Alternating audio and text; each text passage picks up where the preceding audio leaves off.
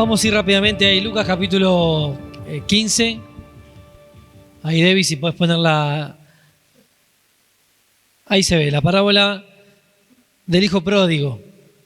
Lucas 15, del 11 al 32. Es el pasaje completo de la parábola que vamos a compartir en esta tarde.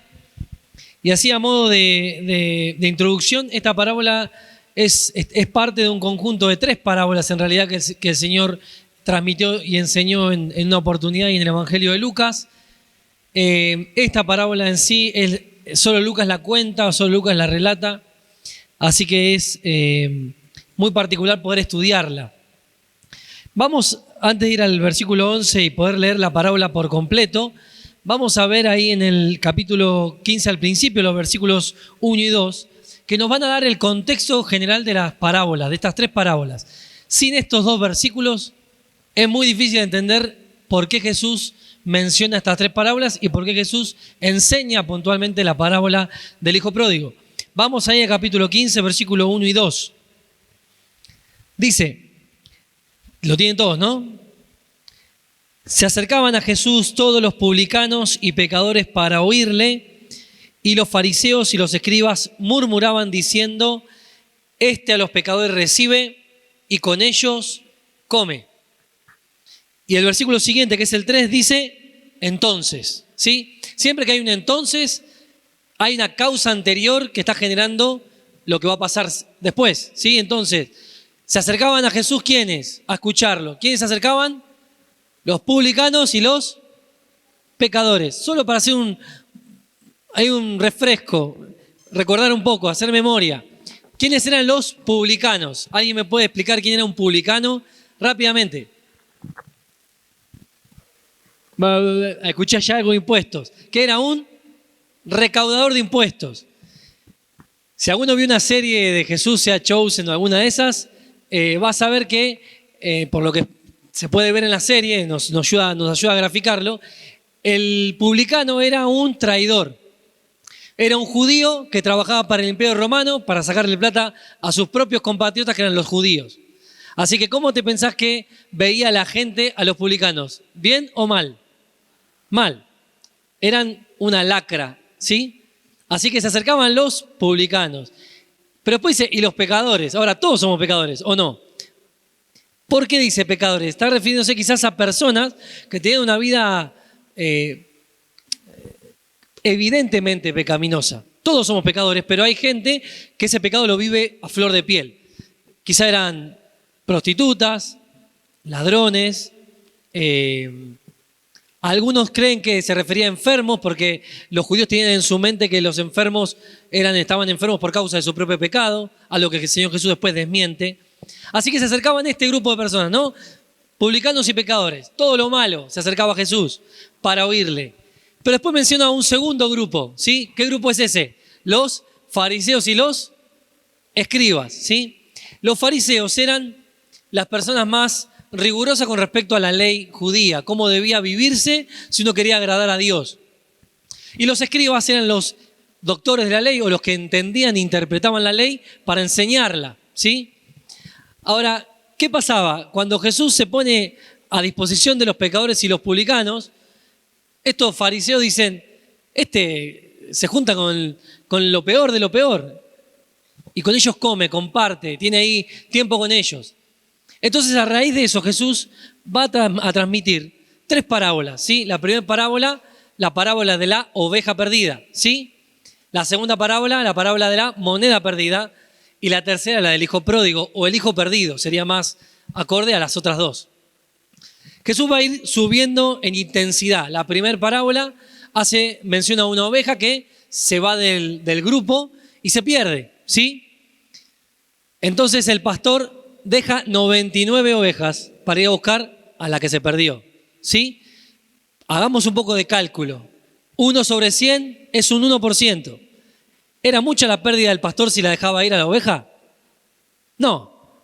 Es como si yo tengo 1.000 pesos, pierdo 10 pesos. Es mucho y puede ser, dependiendo si esos 1.000 pesos lo necesitaba para hacer una compra específica. Pero la verdad que 10 pesos con respecto a 1.000 no es mucho. Es poco. Sin embargo, este pastor la va a buscar. Pero la segunda parábola es la de la moneda perdida. Y acá ya la relación cambia, es una de 10. Ahí ya estamos hablando de 100 pesos sobre 1000. Ya es otra cosa. Ya 100 pesos y un caramelo me puedo comprar por lo menos con 100 pesos. Con 10 ya no, acá en Argentina. Ahora dice que esta mujer, que es la que pierde la moneda, la busca incansablemente, la busca con mucho cuidado hasta que la encuentra. En primer lugar, la primera parábola habla de la oveja que se pierde. El énfasis está en lo que se perdió, ¿sí? Obviamente el pastor va a buscarla y la encuentra y la trae con gozo y se junta con sus amigos y festeja. Segunda parábola, la mujer, el énfasis está en la mujer que busca. ¿Cómo busca? Con intensidad. Dice que barre la casa, trae una lámpara, trata de encontrarla hasta que la encuentra, ¿sí? El énfasis cambió. Ya no es lo que se pierde, sino el que busca. Con intensidad, con cuidado. Y ahí llegamos a la tercera parábola, que es la de el hijo que se pierde. Te hago toda esta introducción para que podamos después ir paso a paso entendiendo la parábola. De los dos grupos que se acercaron a Jesús, uno en realidad lo criticaba a Jesús. ¿Cuál de los dos grupos sería el que se está perdiendo en la parábola? Hagamos retroceso un poquito.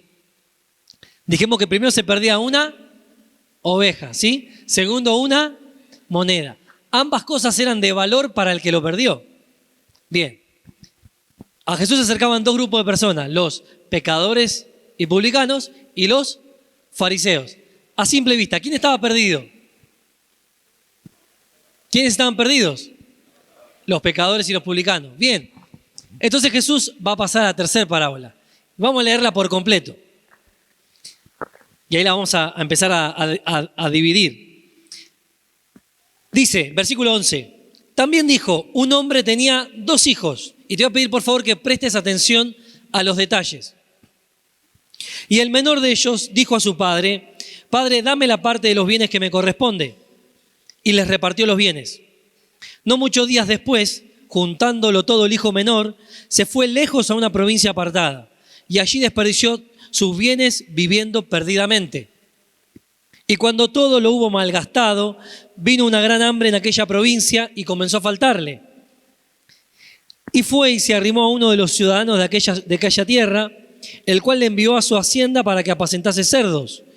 Y deseaba llenar su vientre de las algarrobas que comían los cerdos, pero nadie le daba. Y volviendo en sí dijo, ¿cuántos jornaleros en casa de mi padre tienen abundancia de pan? Y yo aquí perezco de hambre. Me levantaré e iré a mi padre y le diré, Padre, he pecado contra el cielo y contra ti. Ya no soy digno de ser llamado tu hijo. Hazme como a uno de tus jornaleros. Y levantándose vino a su padre, y cuando aún estaba lejos, lo vio su padre, y fue movido a misericordia, y corrió y se echó sobre su cuello, y le besó. Y el hijo le dijo, Padre, he pecado contra el cielo y contra ti, y ya no soy digno de ser llamado tu hijo. Pero el padre dijo a sus siervos, sacad el mejor vestido y vestidle, y poned un anillo en su mano y calzado en sus pies. Y traed el becerro gordo y matadlo, y comamos y hagamos fiesta, porque este mi hijo muerto era, y ha revivido, se había perdido y es hallado, y comenzaron a regocijarse. Y su hijo mayor estaba en el campo, y cuando vino y llegó cerca de la casa, oyó la música y las danzas. Y llamando a uno de los criados le preguntó qué era aquello.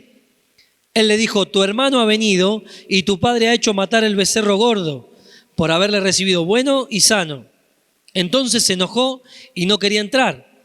Salió por tanto su padre y le rogaba que entrase.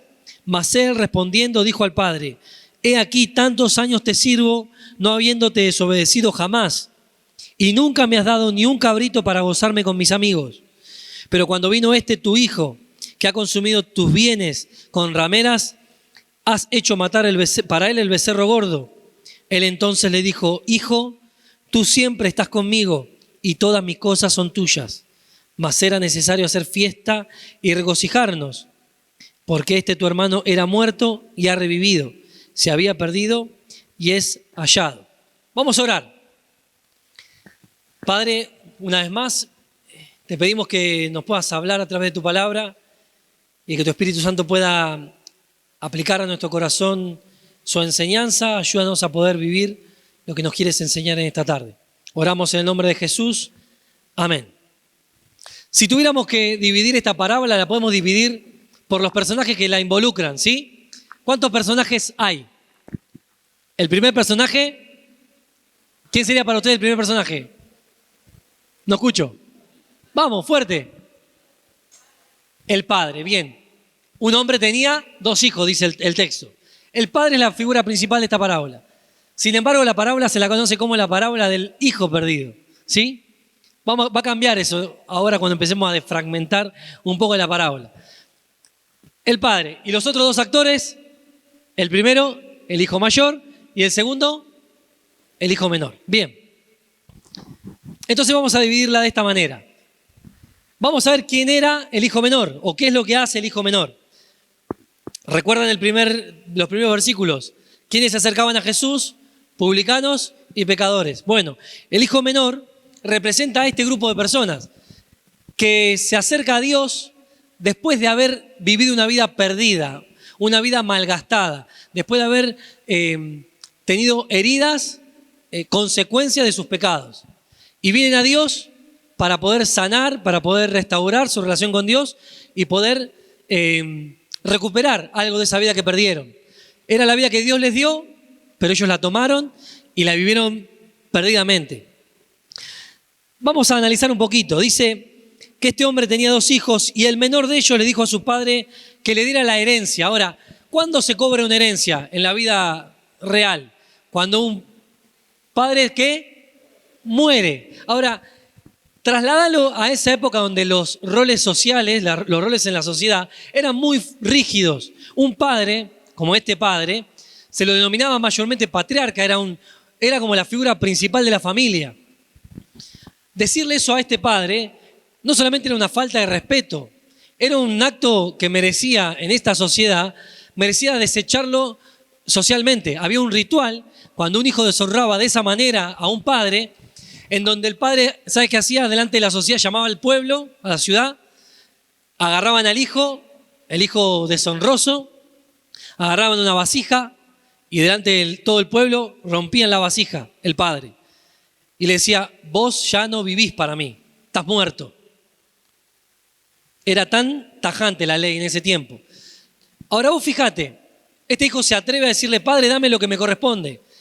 Hagamos un poquito de contexto.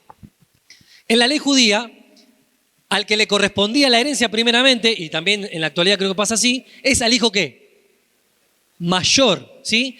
Y los judíos tenían una regla, el mayor se llevaba las 2/3 partes de la herencia, digamos que un 66%, y el resto de los hijos dividían lo que sobraba. Ahora este hijo era un hijo bastante irreverente, irrespetuoso, deshonroso. Ahora este padre, ¿qué hace? En vez de hacer lo que se tenía que hacer, según la sociedad, le da la herencia. Pero fíjense el detalle, quiero que vean el detalle. No le da solo la herencia al hijo menor. ¿A quién más se la da? Leamos, versículo 12, final. Y les repartió los bienes. Quiere decir que desde ese momento, toda su propiedad y toda su herencia ya no le pertenecía ¿a quién? Al padre. El padre ya no era dueño. Ahora eran dueños los 2 hijos. ¿Sí? Uno se llevó la parte que le correspondió y se fue, el menor. Bien. Ahora vamos a tratar de entender un poquito. Dice que se fue a una provincia apartada. Esa palabra apartada, ¿sabes qué? Da la idea del lugar más lejos al que vos te puedas ir en tu corazón. Este hijo buscó el lugar más remoto para irse lejos de su padre. No le importaba tener relación con su papá, le importaba vivir la vida, como se dice hoy, ¿no? Living la vida loca, había una canción que se escuchaba en algún momento. Vivila, disfrutala, gastala, y si te sobra, reventalo. Esa era la mentalidad de este joven hijo. Cuestión que se va lejos, hasta que en un momento empezó a tocar los bolsillos y como yo, fin de mes, se quedó sin plata. Y ahí se empezó a complicar. Y cuando el estómago empezó a crujirle, fue a buscar a dónde poder trabajar. Ahora, fue tal la bajeza que este muchacho ¿a dónde va? Termina yendo a cuidar ¿qué? Cerdos, bien. Los cerdos, para nosotros hoy en Argentina, es la carne, creo, ahora por excelencia de la clase media. ¿Por qué? Porque es más económica que la carne de vaca. Pero para un judío la carne de cerdo era un asco, era abominación. No podían comerla porque la ley decía, no toques un cerdo, no lo comas, nada, absolutamente nada que ver con los cerdos. Jesús es muy intencional para transmitirnos a qué punto tan bajo llegamos cuando estamos lejos de Dios. Al punto en que estamos dispuestos a hacer lo que sea para llenar nuestra panza. Yo no sé qué cosas vos hiciste estando lejos de Dios o qué cosas estás haciendo hoy lejos de Dios. Pensé que a veces el pecado nos hace creer que vamos a estar satisfechos, que el sexo nos va a satisfacer, que el alcohol, la bebida nos va a satisfacer, que la comida nos va a satisfacer, que tener propiedades y bienes materiales nos va a satisfacer, que un nombre, una educación, un título, un trabajo nos va a satisfacer. Pensé que esta parábola nos deja claro que todo lo que hagamos y tengamos lejos de Dios, lo que va a hacer es darnos hambre y sed de Dios. Ahora este joven dice que tenía tantas ganas de comerle la comida de los cerdos que no daba más y se acuerda. ¿Qué dice? Ahora me acuerdo, en la casa de mi padre hay muchos ¿qué? Jornaleros. Ahora el jornalero no es un criado como se lee en la parábola. El jornalero era un trabajador que estaba fuera de la propiedad del padre. Iba, trabajaba, le pagaban y se iba, ¿sí? Pero ¿qué pasa? Era tan bueno este padre que no solo les pagaba, sino que les daba de comer. Todos cuantos estaban cerca de este padre eran bendecidos. Evidentemente este padre no es un padre común. Jesús nos está transmitiendo cómo es Dios. Ahora, muchos dicen, no, este muchacho, el hijo pródigo, el hijo perdido, se arrepintió, se dio cuenta que estaba mal. ¿Ustedes creen que se arrepintió? Vamos a leer el texto. Versículo 17. Y volviendo en sí, dijo, ¿cuántos jornaleros en casa de mi padre tienen abundancia de pan y yo aquí perezco de hambre? Decime, ¿a él le preocupaba haber deshonrado al papá? ¿Estaba arrepentido de lo que había hecho? No, ¿sabe qué quería? Llenarse la panza. ¿Cuántos de nosotros vamos a Dios queriendo llenarnos, pero no queriendo tener una relación con Él? Queremos que Él nos bendiga, que Él nos dé lo que Él tiene, pero no queremos estar cerca de Él. No queremos tener una relación con Él. Estamos lejos, pero queremos bendición. Es como querer estar en el cielo sin que Dios esté presente. Es un absurdo. Ahora, este joven dice, bueno, matemáticamente, si me pongo a trabajar como un jornalero, voy a poder pagarle a mi papá lo que le debo. Entonces, ya está. Vamos a jugárnosla, voy a volver y voy a tratar de negociar con mi papá. Voy a tratar de negociar con él para ver si me deja beneficiarme, cobrar algo y ir devolviéndole la plata, pero por lo menos estar cerca para poder comer. No sé si a vos te pasó, siendo hijo de Dios o estando, quizás no sos hijo de Dios, no conoces a Cristo, no tuviste una relación con Él, no tuviste un encuentro con Jesús, pero quizás te pasa como este joven. A ver cómo puedo negociar con Dios. Bueno, si hago la hora silenciosa todos los días, si oro, si hago el ministerio, bueno, si vengo los domingos, si doy mi diezmo y mi ofrenda, capaz que Dios me va a bendecir y me va a dar algo que yo estoy buscando y estoy queriendo. Este joven quería transaccionar con Dios. ¿No te pasa a vos en tu relación con Dios? Venís de una mala racha, venís de estar lejos, venís de no estar mucho tiempo en la iglesia y decís, bueno, ahora me pongo las pilas. Y te pones las pilas y al toque estás esperando que Dios haga el milagro. Pero eso no es lo que Dios nos enseña, no es lo que Jesús nos transmite. ¿De qué se estaba olvidando este joven? Quería los bienes, pero ¿a quién se estaba olvidando? ¿De quién? Del padre, del papá. Hasta acá la imagen del hijo menor. El hijo menor, un chanta con todas las letras. La malgastó, la vivió, pero después quiso, bueno, voy a negociar con mi papá, a ver si me deja estar cerca y poder comer. Segundo personaje de la parábola, el padre. Dice que él se levanta, va, llega el padre, ¿no? Versículo 20. Y levantándose, vino a su padre. Y cuando aún estaba lejos, lo vio su padre y fue movido a misericordia y corrió y se echó sobre su cuello y le besó. Mira, este versículo dice muchas cosas en pocas palabras. Vos ves ahí la imagen del padre. Andá una atrás, Debbie. Todas atrás. La primera, porfa. La primera de todas. Ahí está. Si vos te fijás, Rembrandt, que es el autor de ese cuadro, dibuja al padre con ropas ¿hasta dónde? Hasta los tobillos, ¿sí? ¿Vos te imaginás, las mujeres si alguna vez alguna mujer usó pollera, y ni hablar pollera ajustada, ¿intentaron correr alguna vez con pollera? ¿Intentaron? ¿Corrieron con pollera alguna vez? Yo creo que sí. Bueno, ahora imagínate que esta prenda que tiene el papá no era una pollera, era una túnica muy pesada. Era una túnica que lo que hacía era proteger el cuerpo del calor, impedía que el calor entrara al cuerpo. Era una túnica bastante pesada. Este padre no corrió así porque sí. Antes dice que el padre, cuando estaba todavía lejos, lo vio. ¿Sabes qué dicen los que conocen el idioma de la Biblia y que entienden un poquito la costumbre? Que este padre estaba parado en la puerta de su hacienda y que todos los días miraba hacia el camino por donde ese hijo se fue, esperando verlo regresar. ¿Qué dice el Señor Jesús sobre este padre? Dice que cuando lo vio a lo lejos fue movido a misericordia, algo que ningún padre de ese tiempo hubiera hecho. Al Señor le encantaba quebrar los estereotipos sociales de ese tiempo y los nuestros hoy. Ahora este padre dice que se lanza a correr. ¿Sabes qué tuvo que hacer para correr ese papá? Se agarró la túnica y hizo lo que hacían los esclavos. ¿Se acuerdan Jesús cuando va a lavar los pies de los discípulos? Dice que él se ciñe la toalla. ¿Sabes qué hace Jesús? Se arremanga la ropa, se la ata a la cintura y como un esclavo se arrodilla y lava los pies. Este padre tuvo que descubrir sus piernas para poder correr. Ahora, yo sé que para nosotros hoy usamos short y para nosotros no pasa nada. En esa época, un hombre con piernas descubiertas era una vergüenza. Solo los esclavos tenían las piernas descubiertas. Ahora, ¿qué te dice de este papá? No le importó nada. Nada le importó.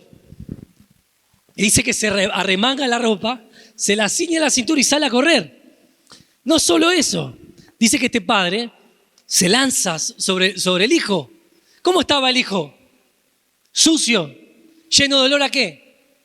A cerdos. Este papá no tuvo ni lo pensó, lo vio, lo abrazó y el texto dice lo besó.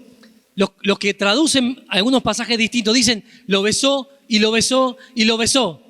Una y otra vez. Este padre recibe a este hijo. Y cuando el hijo dice, padre, quiero hacer negocio con vos, el papá le dice no. Llama a los criados y le dice, vengan, traigan el mejor vestido. Hagamos un paréntesis. ¿Cuál era el mejor vestido de la casa? ¿El de quién? ¿El de quién? El del padre. El padre dice, traigan la ropa mía. Póngansela. Pongan el anillo en su mano. El anillo representaba la familia. El sello familiar con el que se sellaban en ese tiempo los documentos. ¿Y pongan qué? Calzado. ¿Qué era el calzado? Era lo que diferenciaba a un libre de un esclavo. El esclavo estaba descalzo todo el día. ¿Sabes qué le estaba diciendo? Hijo, ya está. Volviste a casa. Yo te recibo. No solo te recibo cuando vos venís. Yo hago fiesta. Y traigo el becerro gordo y lo mato para vos. Y hago fiesta y me regocijo. ¿Por qué? Porque vos estabas muerto para mí. Fíjate, ¿te acordás que yo te dije qué pasaba con un hijo que deshonraba a su padre? Moría. Pero este padre lo trae de la muerte. Dice, vos estás vivo para mí. Ahora Dios, a través de Jesús, nos muestra esta parábola en donde el Padre llama a los pecadores y a los publicanos y los recibe. Como están, sucios, malolientes, heridos, lastimados, gastados, los recibe. ¿Cómo estás vos en esta noche, hoy? ¿Estás lejos de Dios?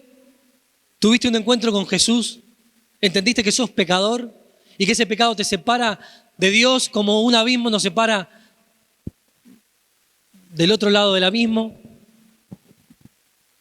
¿Entendés que tu pecado no solo te separa de Dios, tu pecado te lleva a vivir una vida infeliz, sin sentido, amarga? Y te separa de Dios y te lleva a la muerte. Si no lo entendiste, esta es tu oportunidad para entenderlo, para buscar a Dios. Ahora, ¿cómo estamos nosotros, aquellos que conocemos al Señor, hoy? ¿Nos estamos pareciendo a este hijo que gasta y gasta y gasta y solo va a Dios cuando está en bancarrota? Hablamos del hijo menor, hablamos del padre. ¿Quién falta? El más problemático de los hijos. En este caso siempre es el menor, pero en este caso es el mayor. Mirá, dice que este hijo estaba ¿dónde? En el campo, ¿qué? Ni siquiera los criados estaban trabajando. ¿No te hace ruido eso? Los criados estaban haciendo fiesta con el padre. El hijo estaba trabajando. Entonces se enoja cuando ve que había fiesta. ¿Por qué? Porque había vuelto este hijo pecador, desdichado, malgastador, que había perdido su vida y toda la herencia. Y el padre sale a tratar de charlar con él. Dice que este hijo estaba ¿cómo? ¿Cómo estaba? Enojado.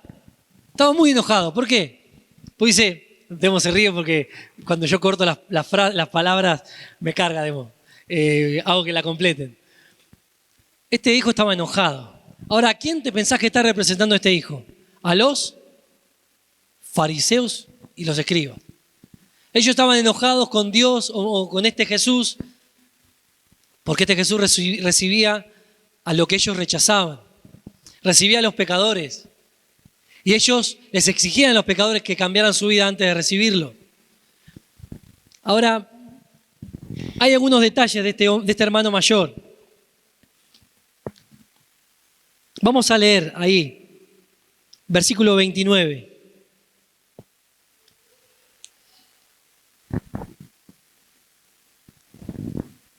Dice, mas él, respondiendo, dijo al padre, he aquí tantos años te sirvo, no habiéndote desobedecido jamás, y nunca me has dado ni un cabrito para gozarme con mis amigos. Pero cuando vino tu hijo, que ha consumido tus bienes con rameras, has hecho matar para él el becerro gordo.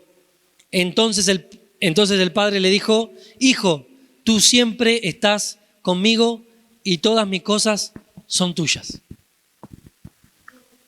Este hermano mayor estaba enojado porque había trabajado sin cesar para Dios o para este padre y no había recibido nada. Pero ¿te acordás lo que dijimos al principio? Él ya era dueño ¿de qué? Literal, de todo. Él ya era dueño de la hacienda. Ahora, en la parábola, Jesús está tratando de retratar a los judíos que se olvidaban de que ellos tenían una relación con Dios, que podían tener acceso a Dios y disfrutar de Dios en una relación de bendición y poder recibir a los pecadores y llevarlos a Dios. Pero ellos estaban negados. Entonces este padre le dice, era necesario que se hiciera fiesta, porque este hijo mío estaba muerto y ha revivido, estaba perdido y fallado. Hay dos hermanos en la Biblia también. Al principio, en el libro de Génesis, ¿se acuerdan? ¿Qué hermanos? ¿No escucho? Caín y Abel. Caín era él. ¿El qué? Los dos empiezan con M. Caín era él mayor. Fíjate la audacia de Jesús. Caín era el mayor y Abel el menor. Al igual que en esta parábola, en un momento uno de ellos dos se pierde o se muere. ¿Qué le dice Dios a Caín? Caín, ¿Dónde está tu hermano? ¿Sabes qué dice Jesús en esta parábola? ¿Qué le está diciendo a los fariseos? ¿De quién es la responsabilidad de ir a buscar al hermano perdido? ¿Sabes de quién? Del hermano mayor, de los fariseos y los escribas. ¿Se acuerdan de Jonás? ¿Se acuerdan de Jonás? Jonás y Nínive, Dios lo manda a predicar, se va al otro lado, hasta que, va el pez, se arrepiente, va a la costa de Nínive, va y predica, con los dientes cerrados predica porque no quería. ¿Y qué pasa con Nínive? Se arrepiente. ¿Y qué pasa con Jonás? Se enoja. ¿Por qué? Vamos a leer ahí, te lo leo yo, porque así no nos desviamos del pasaje. Pero quiero que atemos cabos y hagamos una relación final. Pero Jonás se apesadumbró en extremo y se enojó. Y oró a Jehová y dijo: ahora, oh Jehová, ¿no es esto lo que yo decía estando aún en mi tierra? Por eso me apresuré a huir a Tarsis, porque sabía yo que tú eres Dios clemente y piadoso, tardo en enojarte y de grande misericordia, y que te arrepientes del mal. Ahora pues, oh Jehová, te ruego que me quites la vida, porque mejor es la muerte que la vida. Y Jehová le dijo: ¿haces tú bien en enojarte tanto? ¿No te parece que Jesús tomó este pasaje y lo llevó a la parábola? Y el padre estaba dialogando con el hijo mayor: che, ¿por qué te enojás? Y en el eco de Jonás: yo sabía que vos eras un Dios que recibías al pecador y que lo perdonabas sin condición. Ahora, quiero llevarte al final de esta parábola.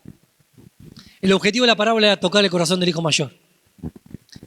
Pero en la parábola se retratan las dos maneras en las que nosotros nos acercamos a Dios, y de las dos maneras hacemos exactamente lo mismo.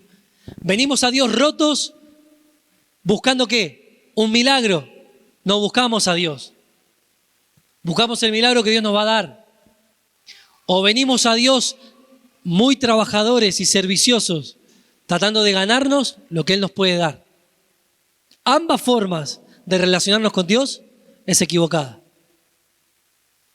La única manera de relacionarnos con Dios es a través de una relación de fe, de amor, por medio de Jesucristo. No hay otra manera. Por más que vos intentes esforzarte en ser alguien bueno, o intentes ser un buen cristiano, o intentes gastar tu vida y después venir, de todas formas, vos estás queriendo negociar con Dios. Vos estás queriendo transaccionar con Dios y cambiar tu desastre por su bendición, y cambiar tu servicio y tu obediencia por su bendición. ¿Y sabes de quién te estás olvidando? ¿Sabes de quién me estoy olvidando? De Dios. No hay bendición sin Dios. No hay milagro sin Dios. Si vos viniste acá a recibir algo que no sea Dios, te va a hacer con las manos vacías. Porque Dios se puede dar solamente a sí mismo. Todo lo que Él te da es una respuesta de quién es Él. Por eso Él da. Vamos ahí a... Debbie me fue pasando todos los hijos. El hijo mayor, el hijo menor. Pero quiero que pases a la última. Vos sabés que este cuadro es hermoso. Andá a la primera, a la segunda diapositiva. La que dice el regreso del hijo pródigo. Mira, yo te animo a que puedas googlear, buscala. Ya Dani nos había hablado de este autor. ¿Se acuerdan cuando habló de la barca? Y que habló que cuántos eran en la barca. Eran 13, ¿se acuerdan? O 14. Y comúnmente tenían que ser... No, está bien, eran 13 y eran 12 los discípulos. ¿Se acuerdan? Había alguien de más en esa pintura. Este es el mismo autor, Rembrandt. Rembrandt fue un autor protestante del siglo XVII que hizo muchas pinturas relacionadas con la Biblia. Pero es que él tenía algo particular. En esas pinturas, él se metía adentro. Presta atención. El padre, el hijo mayor, está acá al costado como con la misma ropa que el papá, pero con una actitud como mirando de reojo. El hijo, todo harapiento, sucio. Y ahí, al costadito, hay un hombre que tiene un sombrero que no es de la época bíblica. Ese sombrero es del siglo XVI. Ese que está ahí es Rembrandt. Algunos dicen que Rembrandt, en los últimos años de su vida, este cuadro lo pintó cuando ya era viejo, él se identificaba mucho con esta parábola. Él creía que eran los dos hijos. Que a veces era el hijo menor, o que hubo un tiempo en su vida que fue el hijo menor, y que después hubo un tiempo en su vida donde fue el hijo mayor. Hasta que se encontró con el padre de la parábola. Y vos fíjate que las manos del padre tienen diferente medida. Una mano es más chica y la otra mano es más grande. Algunos dicen que Rembrandt dibujó la mano de una mujer y la de un hombre juntas, tratando de transmitir la idea de un padre que ama en la mano de la madre y un padre que corrige, un padre justo en la mano del padre, en la mano grande. La última imagen que tenía ahí que decía Rembrandt es porque la invitación de Dios para nosotros hoy es que primero nos demos cuenta en qué lado de la parábola estamos. Si estamos del lado de los que están arruinados, heridos, y venimos acá para tratar de recomponer nuestra vida, yo quiero decirte que si venís así, gloria a Dios porque viniste. Pero tu solución no está en lo que vos querés conseguir. Tu solución está en que vos le abras los brazos a Dios a través de Jesús. Porque de eso se trata el Evangelio. De recibir a Dios en Cristo. El perdón de Dios a través de la muerte y la resurrección de Jesús. La sangre de Jesús te limpia, me limpia. Con fe, si clamás a Dios con fe, Él te perdona. No porque vos lo merezcas, no porque hayas hecho algo para que Él te perdone, sino porque Él te perdona porque Él quiere, porque hizo todo para lograrlo. Ahora quizás no estás de ese lado, estás del lado de los hermanos mayores, que crees que por tu justicia, por tu buen comportamiento, por tu récord, ¿sí?, vas a ganarte algo de Dios. Y estás en otro nivel, no estás como fulano, sultano, mengano. Que déjame decirte, estamos en la misma. Todos necesitamos un encuentro con el Padre. Todos. Todos necesitamos el Evangelio.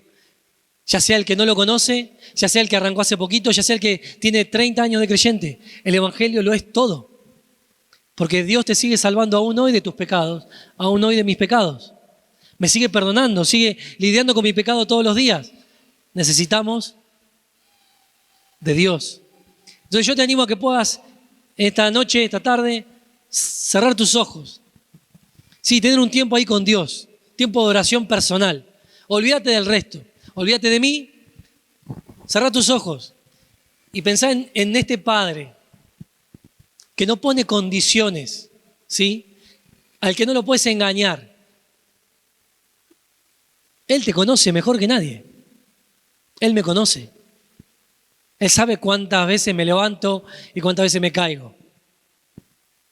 Dice David, ni siquiera tengo la palabra en mi boca que vos ya la conocés toda. Ahora este Padre quiere una relación con nosotros. No quiere un trabajador, no quiere una vida destrozada para recomponer solamente. Quiere una relación de amor con nosotros, con vos y conmigo. La pregunta es, ¿qué vas a hacer? Padre, venimos esta noche ante ti agradecidos por tu palabra, pero agradecidos por Jesús. Porque si hubo un momento en la historia en donde vos te humillaste, donde vos corriste hacia nosotros, fue cuando tu Hijo vino al mundo. Y cuando en esa cruz, sin merecerlo, Él soportó nuestro castigo, nuestro pecado, nuestra burla, nuestra vergüenza, para que nosotros hoy pudiéramos disfrutar de tu perdón. Y quizás para los que no te conocen, para los que te conocemos, algunos hace poco, otros hace mucho, ayúdanos a entender que se trata de la cruz, se trata de Cristo y se trata de una relación con vos. Ayúdanos a aquellos que nos cuesta, para que podamos serte agradables, aún en nuestra debilidad, en nuestra dificultad, que podamos serte agradables, no para ganarnos nada, sino para agradecerte lo mucho que nos diste. Padre, te damos las gracias y oramos en el nombre de Jesús. Amén.